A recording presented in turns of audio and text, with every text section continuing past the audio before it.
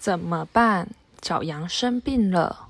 图文陈芳琪、蔡承佑、张义成、王胜如。今天是鸟班团体讨论的日子。咦，杨子怎么没有来呢？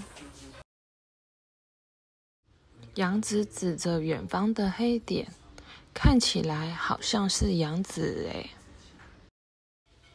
杨子身体看起来没有很舒服诶，感觉生病了。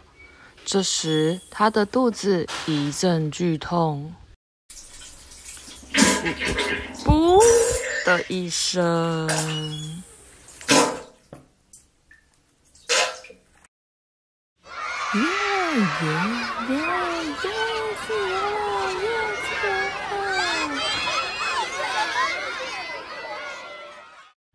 早起的小鸡们一如往常的跳起早操，1、2、3、4，扭扭你的腰，并且深呼吸。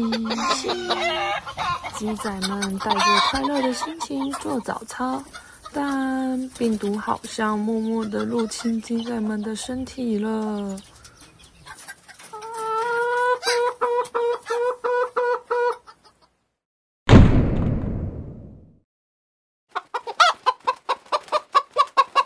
收蛋时，鸡仔们好像不太对劲呢。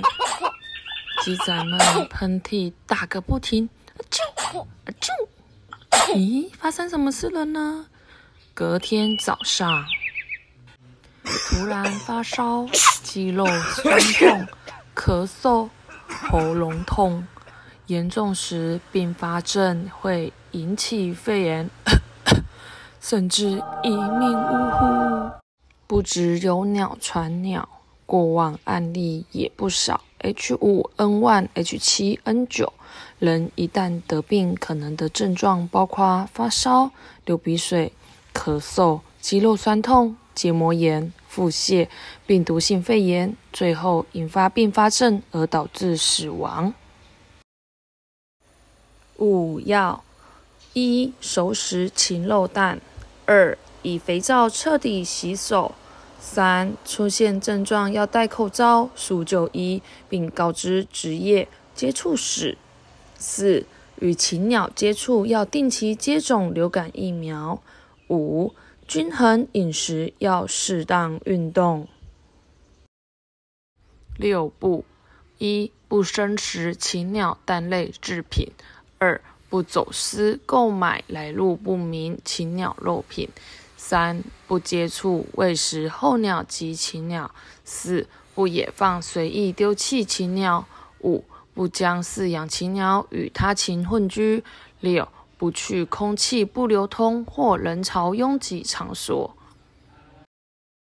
杨子贴心小提示：禽流感是我们鸟类的流行性感冒，但病毒基因不断突变，所以我们要谨守5要6不。